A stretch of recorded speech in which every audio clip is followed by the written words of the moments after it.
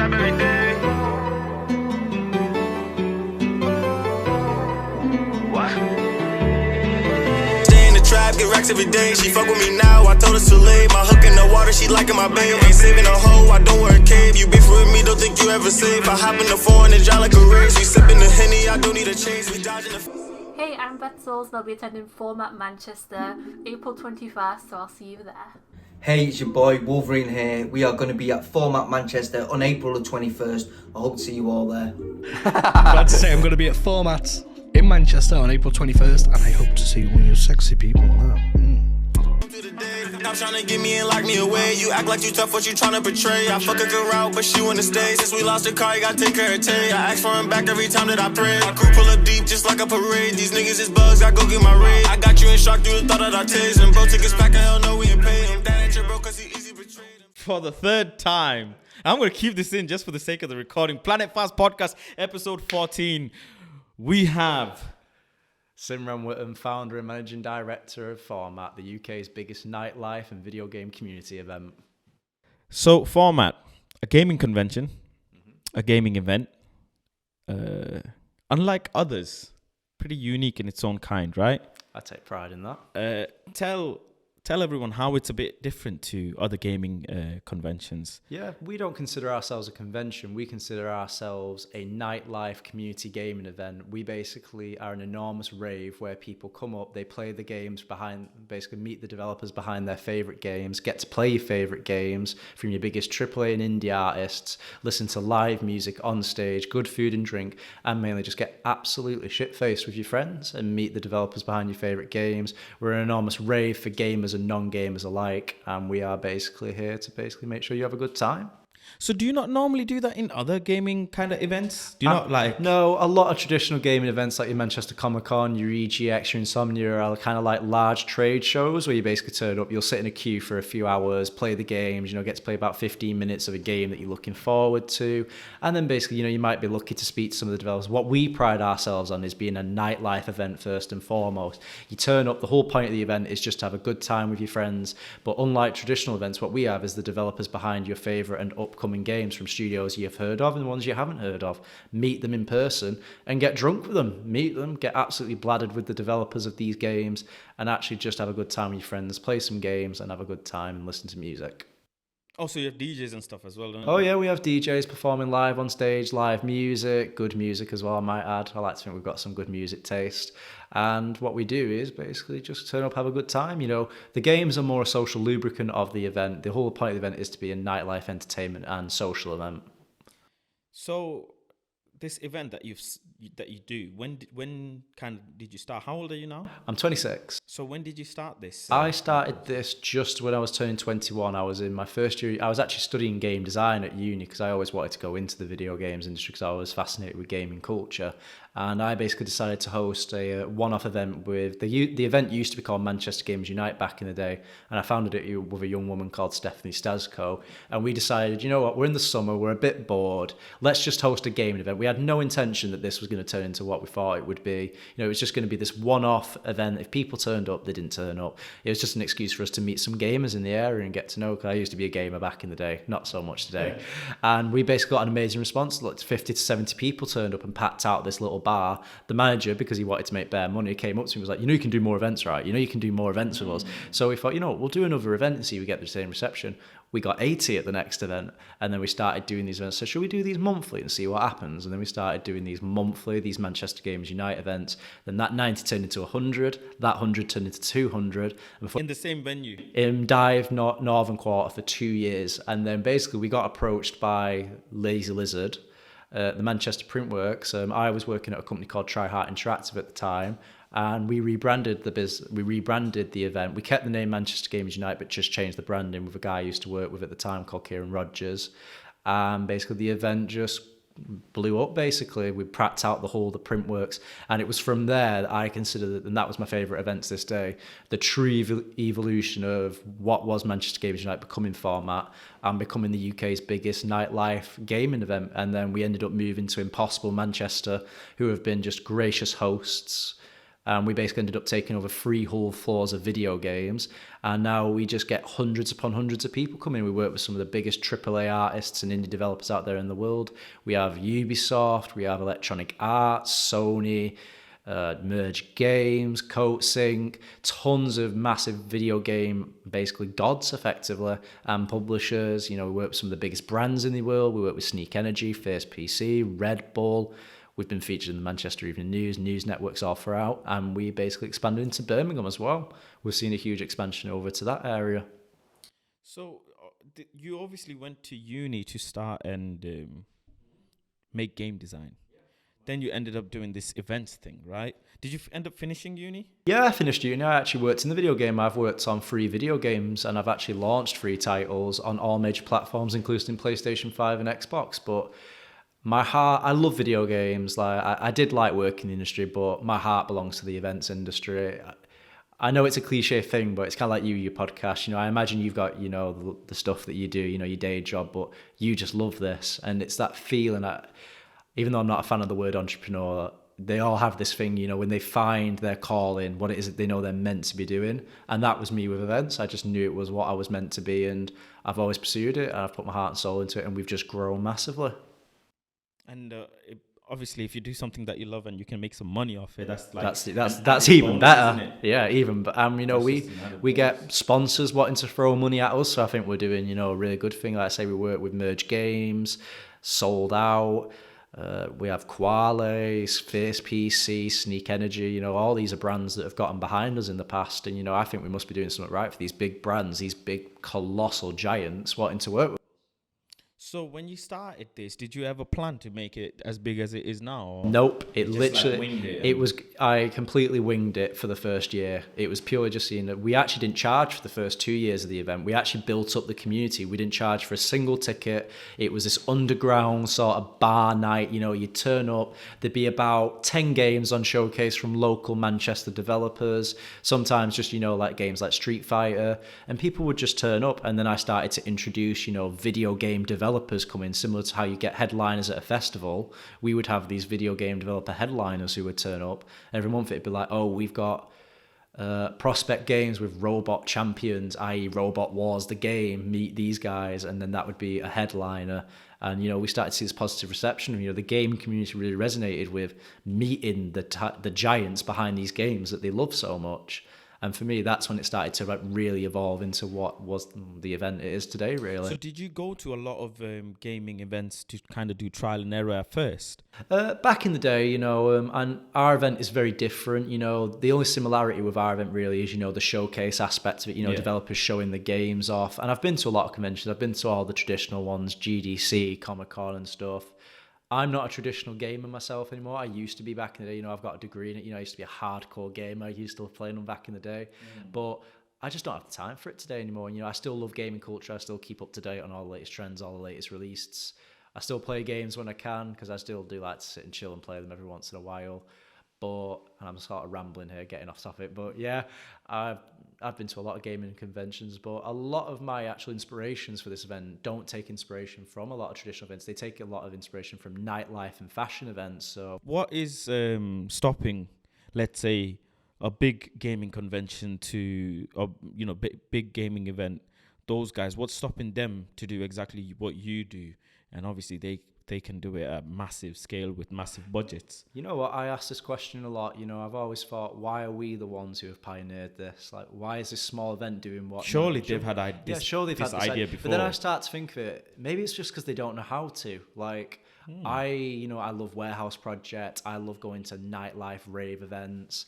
I love it. And I think it's one of those, you have to know what you want to create. And I think, you know, a lot of the people in this industry, you know, it's a very introverted industry. I think, you know, a lot of people will be quite fair in saying, you know, you do get a lot of extroverted gamers, but a lot of them are quite introverted. And I just don't think they understand what makes clubs and nightlife special. Like, what they've always got that pop. What is the lure? And I think you've got to understand the lure of what you're trying to create before you can create it. True. And you've got to introduce things like that slowly. Like the video games industry are not natural nightclubbers, so how do you take what they love but incorporate those elements? Because we get people from the, nightclubbers people, we get the young people coming in because, they think, oh, it's a nightclub event, but then there are video games on showcase, but then you also get the gamers who turn up. And it's this beautiful hybrid that I'm very proud that we've cultivated. So, this gaming convention, when you started at the age of what, 21? 21, just bordering 22. Now, at 21, you're in uni, you're doing events. I mean, what do your parents think of this? Did your parents have like a pre-planned idea that, oh, you're going to go uni, you're going to do this, that, the other? No, I was very fortunate. I've got a mum who's always supported me. I was raised by a single mother. She's always said, follow your dreams. I'll support you within reason, as long as you don't come up to me with like a very weird dream. From the age of 5, I always turned around to my mum. Yeah, I was that young. I said, I want to make video games.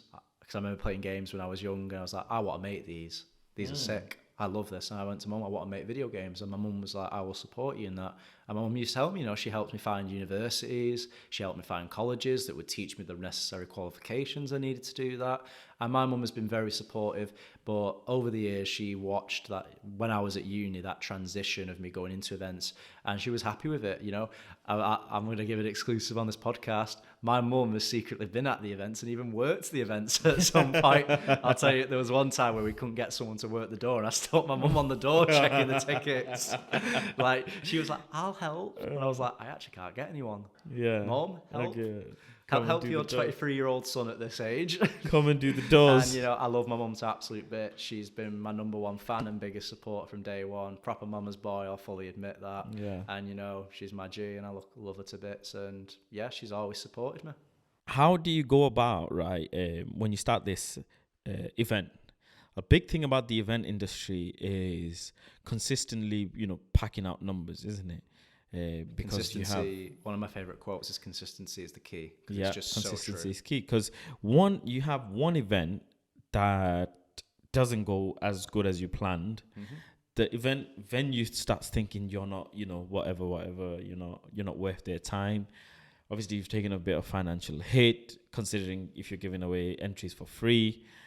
And you want to grow, right? You want to grow as a brand.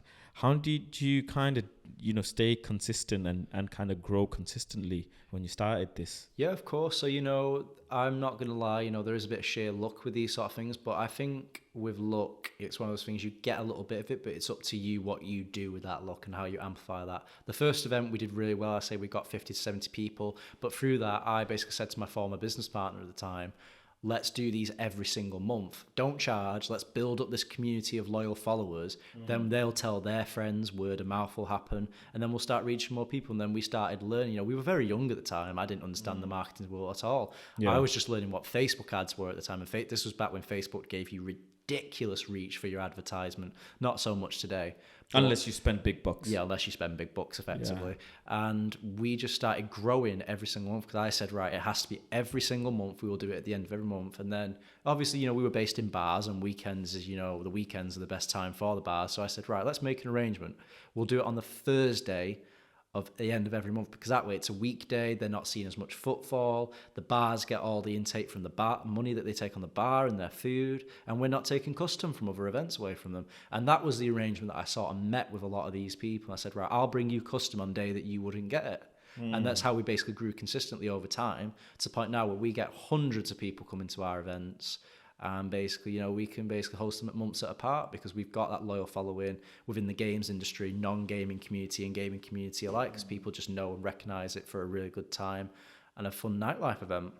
So when you start doing these events, eventually at one point you start charging. Yep.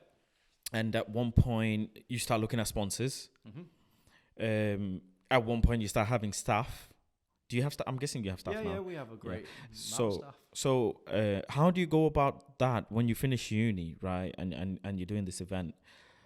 Bills have to get paid, life happens. How do you juggle all that and start making this profitable? I know a lot of people ask me that, like, how, especially when I was at uni, people are like, how do you juggle your uni studies, a job, and running an events company at the same time? And to be honest with you, I'm quite work focused. I've gotten a lot better at it now. I haven't let it consume me, but I used to be very much an unhealthy workaholic. You know, I had a very unhealthy work-life balance. I would sometimes work from 1 a.m. in the morning till 12 a.m. at night, you know, and that's what you have to do initially. Like, you know, in the beginning, if you're really serious about it, you've got to put the hours in.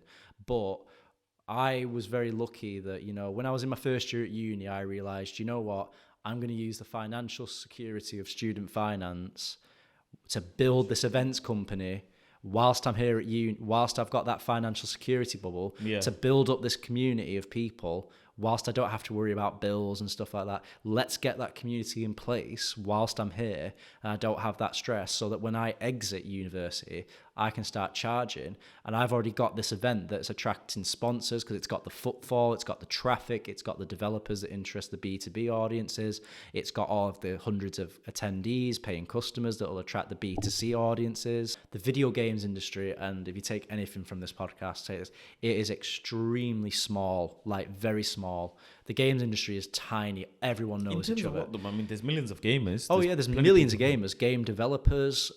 Like the whole industry knows each other all over the world. Like, it's so tiny. It's deceptive. We're the biggest entertainment industry in the world. Gaming definitely makes more money. If you think how much, you think how much kids spent on COD alone. And this guy raising on FIFA and on packs and this, that, the other. This guy definitely buys his little loot boxes on his phone, don't you? Are you the guy who buys extra bars in Candy Crush? I can't lie. I cannot lie. I have bought stuff on games before. And you know, that's a business. True. Video games are a business at the end of the day. You know, like everything, it has to make money. And, you know, video games are becoming more expensive to make. Like, you know, the realistic... I'm trying to think of, to like put this in the most simplest, like the realistic graphics, the better mechanics, the bigger open worlds, the more detail. That stuff is not cheap to make. And, you know, they have to make more revenue. Like, you know, and I know it's a hot topic about things like, you know, microtransactions, because, you know, some see it as gambling and it should be legislated. There's movements to make it legislated here in the UK. But at the end of the day, a business is a business, and, you know, they need to make money because, you know, the demand for better products is just increasing. The gaming community is stretching all over the world to places we've never seen it before. Mobile gamers. Fun fact for you, over 50% of the planet are gamers because we take mobile people into consideration, people who play games, and the majority of gamers are women. Mobile gamers.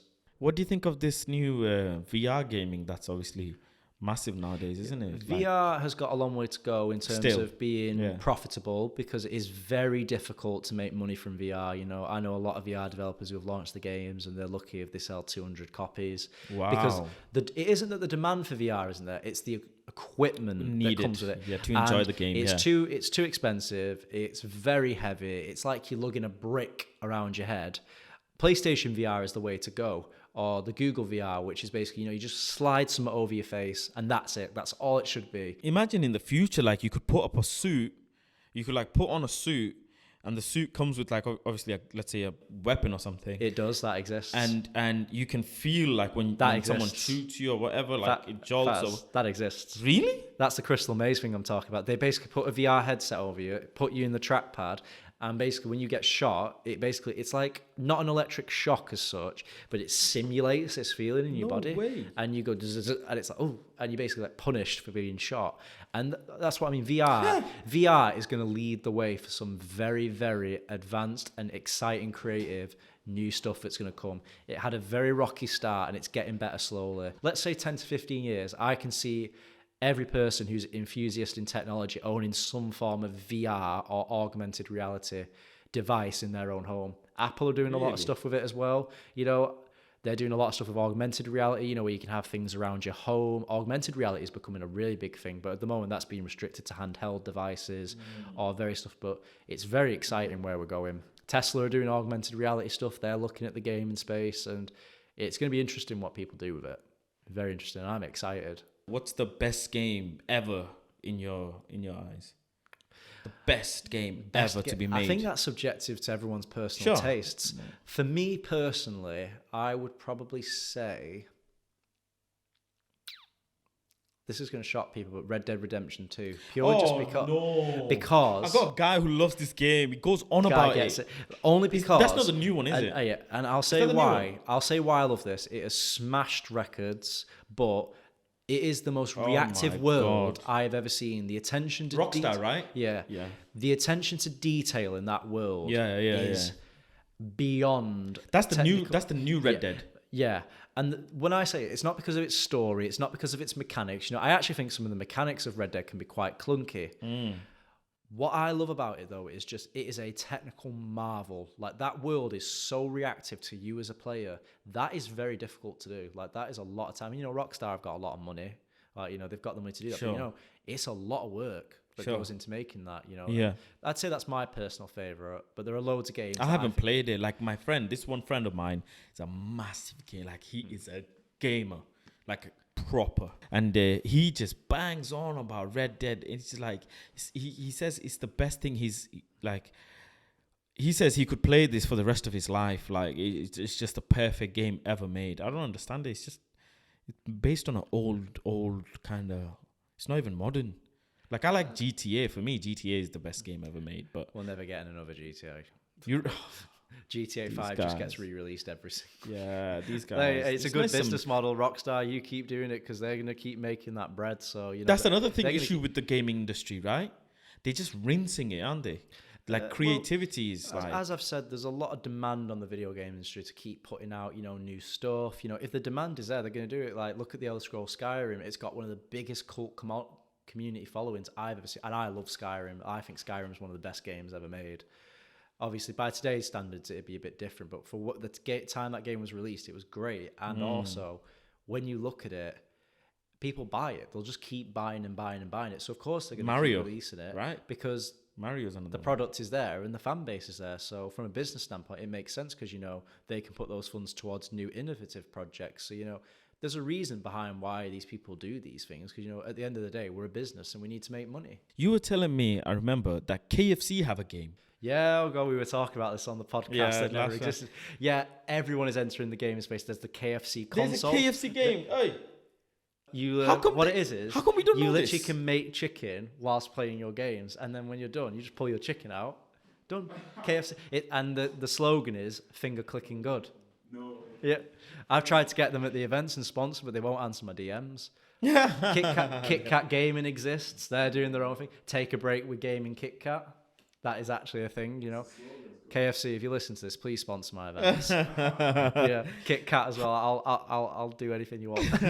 So I wanted to, you know, that brings on nicely to the next bit that I want to ask is sponsorships, right? Mm-hmm. A lot of people, they end up, the best way to put it, they end up kind of diluting their product, their service. They kind of end up selling themselves a little bit with sponsorships.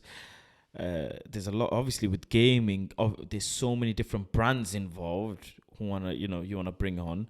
How did you end up even thinking that, oh, I am worthy enough for a sponsor? Mm-hmm. How did you approach them, and how do you kind of balance out all the different sponsors? Yeah, of course. So we've never sold our soul. You know, the event has always stayed the same, and I only work with brands who I feel will benefit either the developers at the event, give them something, or the people who turn up for a good time. You know, it has to be a brand that fits. Like, you know, we get offered sponsorship from corporate companies all the time. You know, it's like advertise their stuff. I'm like, what value does that bring to the people who come to my events? Like, why would I do that? There's no relation. There is no relationship. It's a plug, effectively. And, you know, how I develop the confidence, you know, is I recognize, you know what, this event needs to be worthy of sponsorship first. Like, you know, there needs to be something of value here. And I always say that to people, like, you know, people have come up to me in the past and say, like, I want to get sponsorship, and, you know, it's a small 40 people event. And I say, listen, you might get sponsorship for a small 40 people event, but you need to pitch it to the right sponsor. But you need to ask yourself, if you were the sponsor, why do they want to sponsor you? What is the return of interest that they will see? Always think of return of interest. What do they hope to gain from it? The connections. They might not even make any monetary value back, but they might make connections that help them get monetary value. And, you know, I'm quite a cocky human being. I will say that, you know, I'm not afraid to, like, you know, if someone says no to me, you know, I can take the L. And, you know, there were a lot of L's along the way. You know, I used to just go, hi, can I have a chat with you? You know, it's took years to form these relationships, and we've built this portfolio of brands we've worked with, people who sponsor the event, and we've just basically created now an event that they can see a return of interest from, or somewhere where, you know, they can get something of value from it. And we've worked with enormous brands like Ubisoft, Sony, Merge Games, Quale, just more, Fierce PC, Red Bull, Sneak Energy, Escape Technology, who are a massive technological company based in London who ship hardware all over the world. They fancy gaming, RBG gaming rigs, Fierce PC.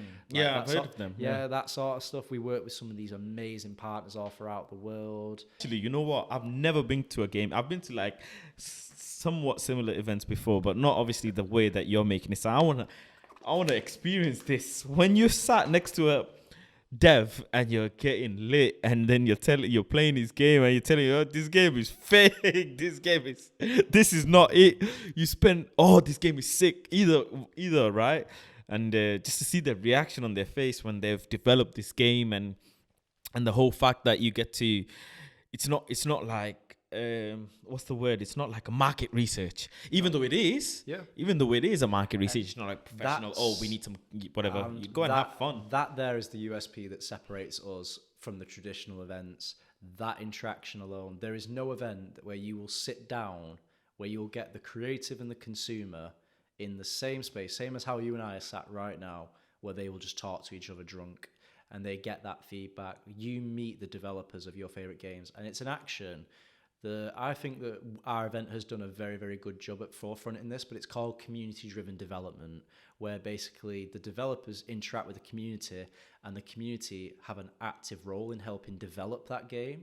And that is what our events really were initially founded on, you know, this idea of the community coming together and helping the developers make their games by just conversation, having that natural conversation. I was showing you a video prior to this podcast. A developer said, you know, they came up to me and they was like, I hate this, like, you know, I don't like this aspect. And they were telling him why. And he said, that helps me make a better product that people want. Exactly. And that's what effectively, you know, why we've grown so quickly, and why the games industry is very drawn to us as an event, because they see the value of gaining that instrumental feedback they can't get from a traditional convention.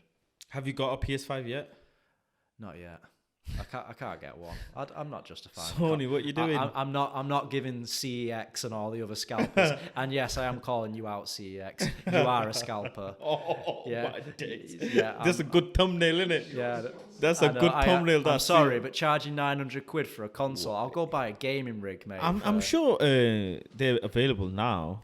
Well, there's been a restock as of late. Yeah. I'm not willing to pay the price for one. Like, you know, there's not enough games on that platform exclusively that make me go, wow. There will be, because there's some sick games coming out for PS5. And I'm a PlayStation fanboy, by the way. I would just like to set the record straight. Been PlayStation loyal my whole life. Like, you know, I just love PlayStation. I think they've just nailed the aesthetics and, you know, the user interface. It looks great. And yeah, but I will get a PS5. I remember telling you, wasn't I? I was helping people get PS5s at one point. Yeah, you were. My Twitter blew. You're the Dark Knight, the hero. Blew up. Yeah, I was beating the scalpers. At one point, I was like people who wanted to buy PS5s and people who wanted to sell PS5s. I was FaceTiming them. I was like FaceTiming them saying, listen, you want to sell a PS5? What's your price? Can you negotiate? Okay, fine, fair enough. Because they got to a point where people were struggling to sell them. And then I was like, you know what, scalpers, what's the point of keeping the PS5s? Let me help you sell them. I had like 7,000 followers who were just like following me, designated to find PS5s. Like, and then I was FaceTiming, okay, you go to this train station, and then there'll be a seller waiting for you in this train station. And I've got all these mentions of like bit dodgy. This meet this guy at a train station. Yeah, but obviously you'll get the package at the train station. You get the PS5. I was the PS5 plug. The boys in blue turn up. At one point, I had one tweet that had like 1.7 million interactions. Even I couldn't believe what was going on. I don't know if it's excuses, but it's just, oh, my son's been, you know, waiting, or my boyfriend been this, that. I was like, oh my God, the amount of DMs. If I show you, I'll actually show you after this, the amount of DMs that I got in that space. At one point, at the end, I just gave up. And to think, you know what? I realized afterwards, I had people making fake accounts of me on Twitter. That's when you know you made it. I had numerous fake accounts. I had like death threats. And then I had, I saw some other account. They were charging people for the tweets that I am making.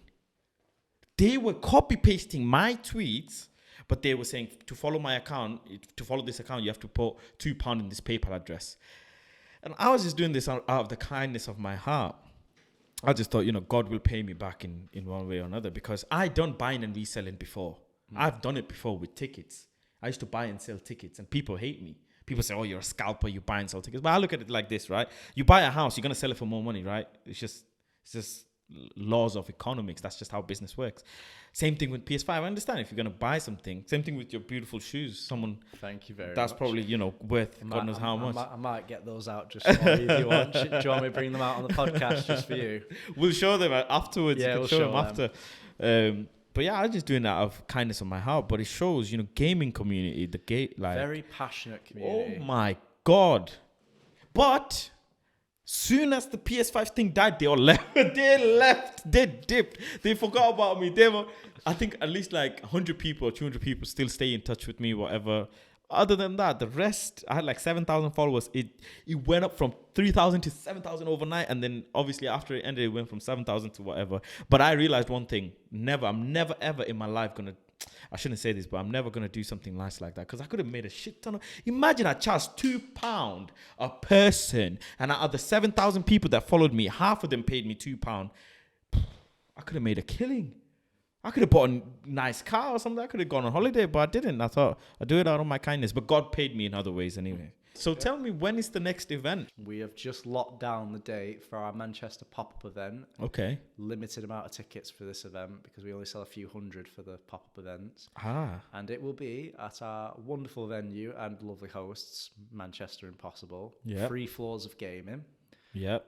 On April 21st, 2022. Okay. And what type of kind of games or devs will you have in this pop-up one? So the same sort of that you would see at the festival. We get a hybrid of AAA, AA, and indie. We don't discriminate. Basically, if they've got good stuff, we put that on. So let's say I think I have a good game. Mm-hmm. How do I come to your convention? How do I reach out to me?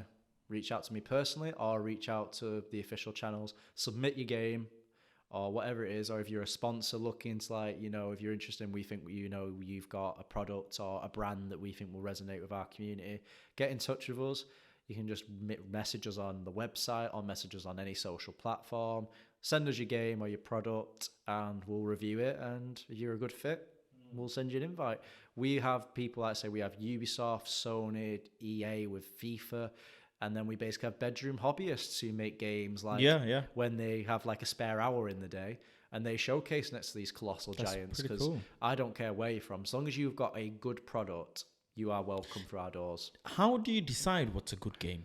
How does anyone really decide what a good game? For me, it's got to be something that I think... And, we get developers who have half-made games turn up, that haven't even got full detailed textures or detailed stuff on it. But at the end of the day, if it's something at its core, a game is meant to be fun. That is what a game is meant to be. At a game's core, you are meant to have fun. It is a enjoyable entertainment experience for a user or a consumer. Call of Duty is not fun. It's not fun. This thing is stress. Pure stress. There is fun to be pure stress. FIFA is not fun. It's rigged. I will say it. I will tell. Who made COD? Who's the dev for COD? Activision and EA. I'll tell them straight. EA is rigged. It's rigged. It's pure plain rigged. And Activision is just, they need to do something about the hackers. It's just ridiculous. They are doing, they're banning a lot of hackers. And that's translating, if your hardware got banned, then they basically transfer that banning onto the next installment of the game. So they're getting better at it. Is Star Wars a big game? Star Wars is a big franchise. But is it a big game? Yeah. Oh, yeah, they've just announced a new remake of Jedi Fallen Order. Yeah, he's been sarcastic. Don't nod your head. He's been sarcastic. It's not a big game. It's not a big game. It is not a big game. The internet is going crazy for the remake. It's not. Right See, now. it's not a... It's Star not Wars about... Lego. Funnily enough, the people who make Star Wars Lego TT Fusion are based here in Manchester. The people who make the Lego games are Manchester born and bred. The Lego games are better than the normal one. You know what? I'm actually going to agree with you because the Lego games are sick. I love Lego games. They're so cool. Yep. But Star Wars, think of it this way: such a big franchise, the movies just break records, but the game is dead. The game is dead. I don't know. You can look at Battlefront. You know, that had a rocky launch and it's come back, and it has just been, you know, this beast. Yeah, but it came, that's what I'm saying. It came back. They didn't get it right the first time. No one gets. A lot of people. Most people don't get a lot of things right on the first time. Faz, like, you know. True. It's yeah, but when you're spending millions and millions and millions, right? I mean, this margin for error is very small. That is true. Spending, you're spending actions millions speak louder than words. You know, you've got the famous No Man's Sky that, you know, I don't even think you have to be a gamer to know what No Man's Sky was. It was meant to be the biggest space exploration game at launch, and it had a very, very rocky launch. It was basically hyped up to be the Jesus of video games, and it did not live up to its potential. But the developers said, you know what? We're going to make it the Jesus of video games. They came out and said, we are sorry. We will fix this. And they have spent, I think it's nearly 5 years, and they are still updating that game. And it is, you know what? Props to Hello Games. You have done what no one could do. You've gone from being at the top to the bottom and worked your way back up to the top again. And you know what? And I say actions speak louder than words. And, you know, the gaming community really resonates with that. They like people who are very open and transparent and listen to them. Yeah. And that's a great thing about our events. EA doesn't do that. EA does not do that. We're telling you, stop making a new FIFA every year. Put a subscription system.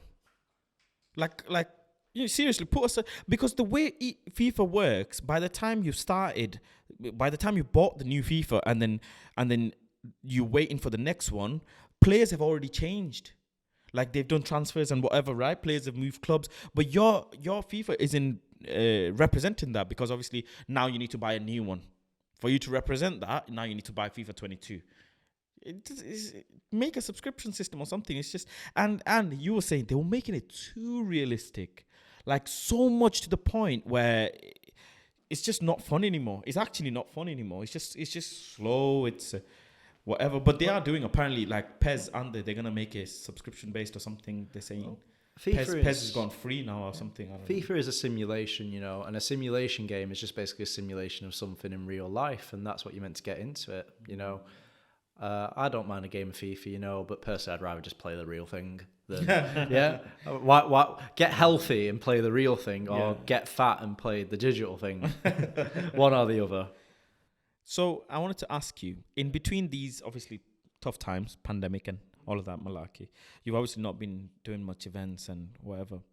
How does someone who's an events organizer, who's a CEO of a brand like this, how do you sustain yourself through times like this? And now your next event is in April.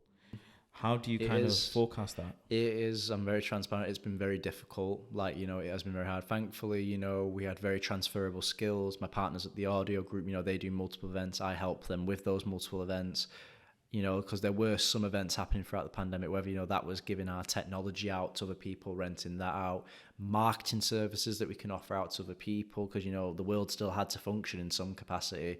And, you know, we just had to adapt to the current climate until we could get back to doing events. You know, we did have our big festival this year, and, you know, I'm very transparent about this. Good old Boris slid into my DMs and basically said, we're not letting you go ahead with that. I was like, wow, you're doing this 1 month before we've got the event happening. And, you know, because that's what the Conservative government have loved doing, shutting down the events. And but there's events going on now. I mean, there was just wireless in Parklife. So how come you're not doing any event this year?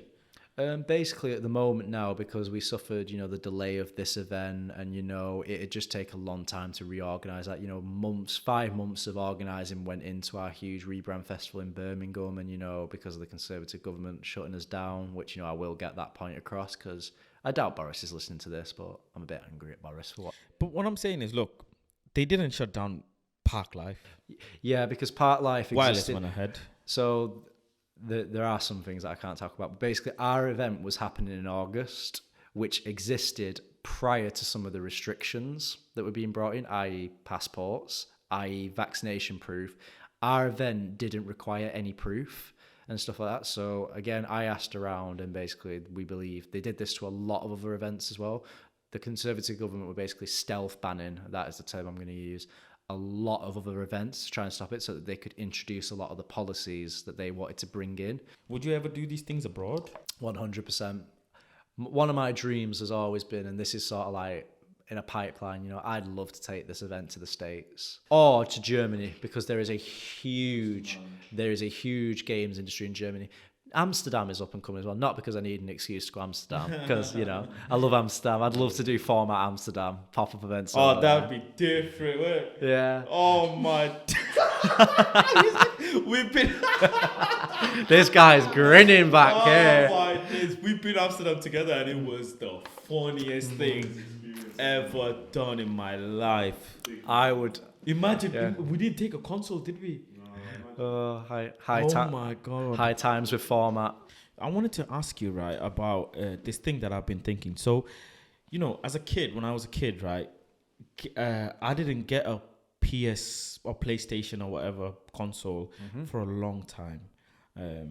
I only got a PC when I was, 9-10 years old.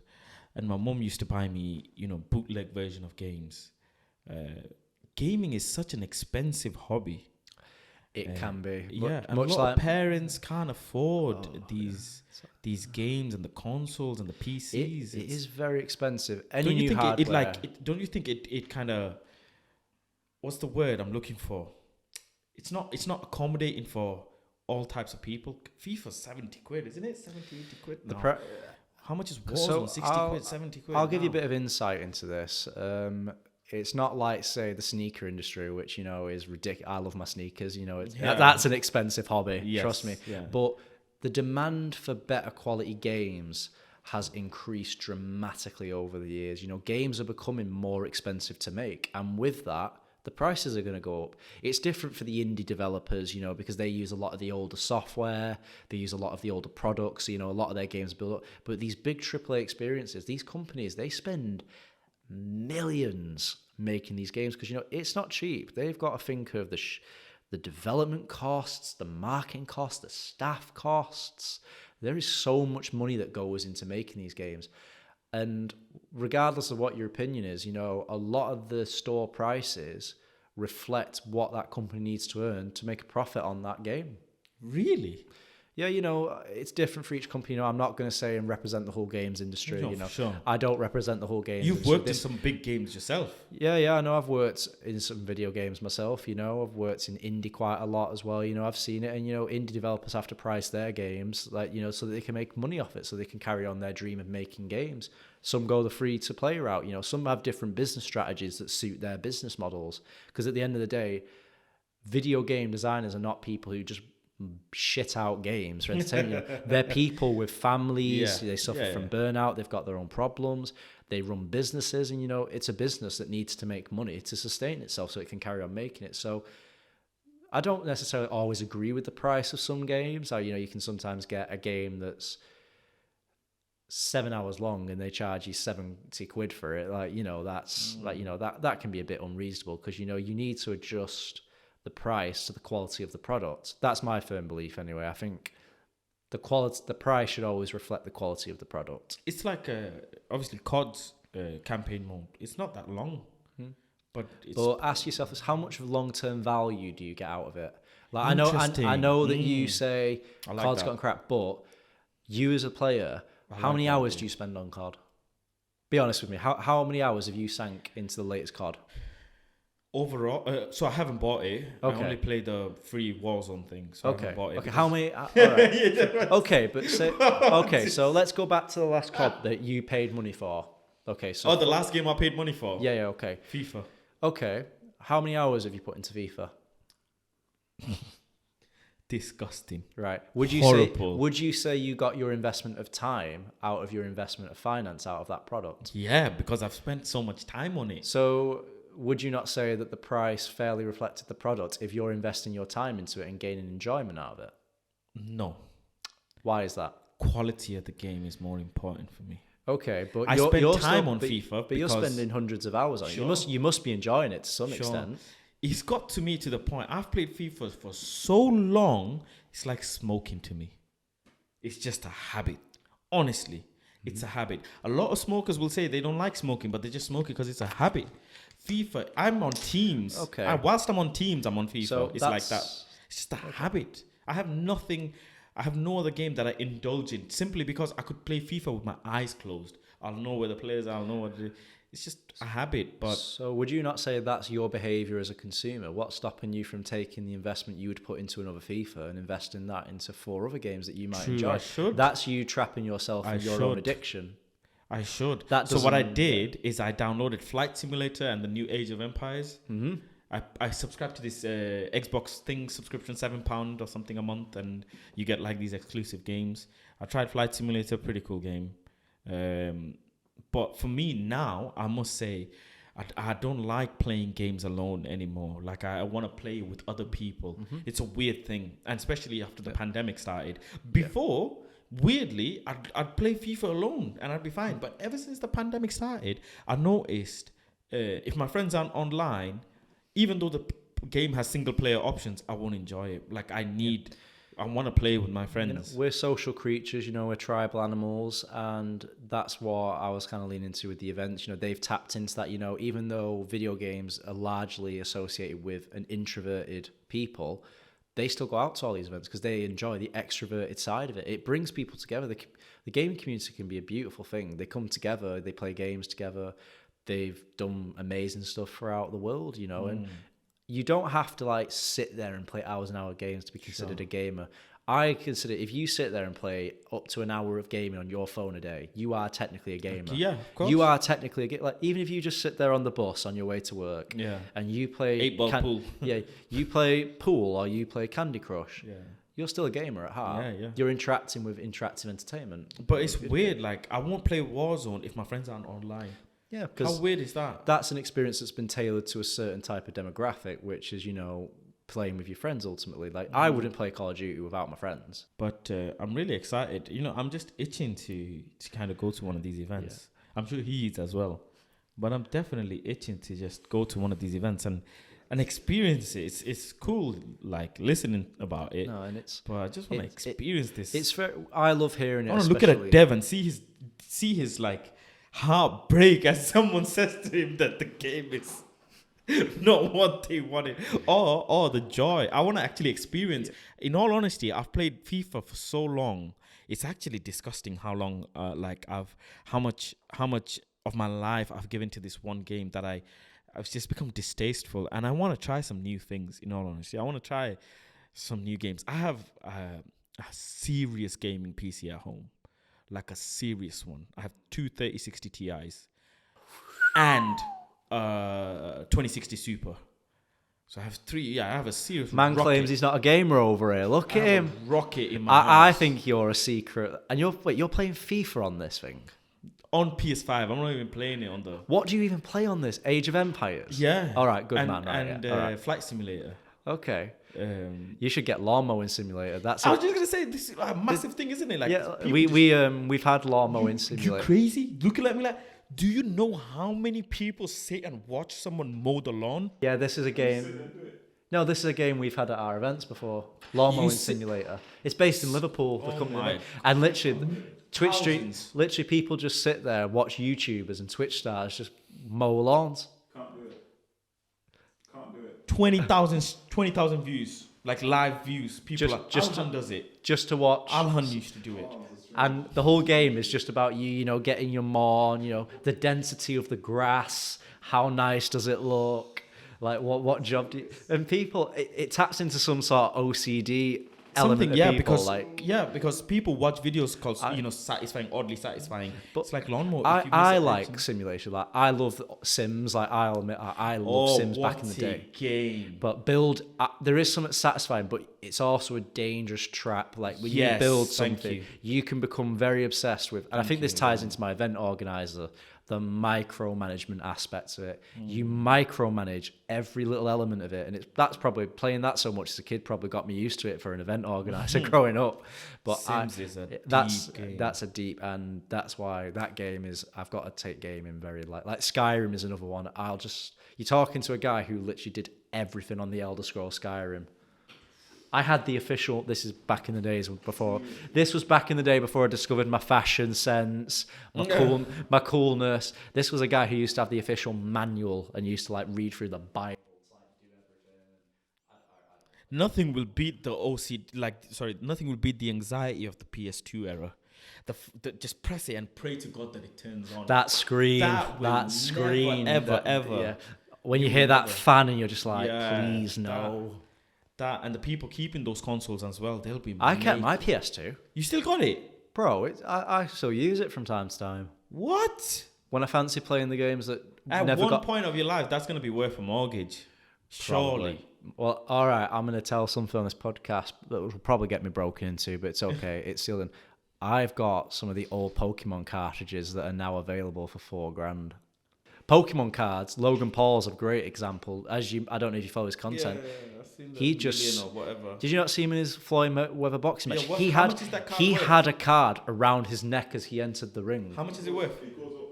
It goes up in value. He bought two I think it's Cesaro Pokemon cards for like a ridiculous amount, like 10 million or something like that. It was ridiculous. The Pokemon cards are worth a fortune. Like, How much is it worth now? if Logan Paul's owned that card, it's probably worth about 13 million. Yeah, but look at it this way. It's not actually though. It's only worth that much if someone buys it. Mm-hmm. Who's gonna buy it? You're just claiming, oh, my Pokemon card is worth 50 grand. There are Pokemon museums dedicated to the cards. Pokemon museums. Oh, I want to ask you quickly a question, right? Yeah, go on. Look how engaged this man is. What's the difference between anime and cartoon? They're very different art styles. They're very different work that goes into it. A lot of anime is, traditionally hand-drawn. It's a lot of... I respect the work that goes into anime. It's just the community that surrounds it can be quite unique. It doesn't make But sense we've had It's anime animation. Both is animation. Yeah, no, it's different types of animation. Like cartoons, not to discredit cartoons at all, they're a very different type of animation, and anime tends to have content in it that's more suited towards adult audiences. A lot of kids, like, they grow up on anime, but they might not understand the vocabulary the characters are using. They might not understand the situations because it's not suited. I've always said anime is basically stories that are adapted to adult audiences to understand, but done in a very creative, artistic So is style. Pokemon a cartoon or anime? Okay, I'm going to get attacked for this. My head is getting baffled here. Right, You're so telling no, me you know what? No, Dragon Ball Z is anime, Dragon Ball Z is anime, yeah.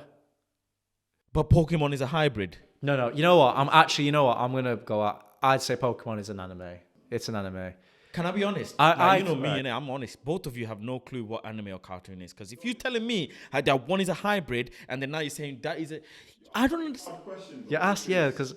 And listen, by the way, any developers listening to this, if you have an anime game... Question. They're both the same. It's just an agenda. This is the problem with anime. It gets so complicated that I'm just like, I haven't got the mental storage. But listen, if you watch anime, cool. If you watch cartoon, cool. To me, you're watching the same thing. With that being said, if you like this, you know what to do. If you don't like this, you know what to do. If you want to subscribe, you know what to do.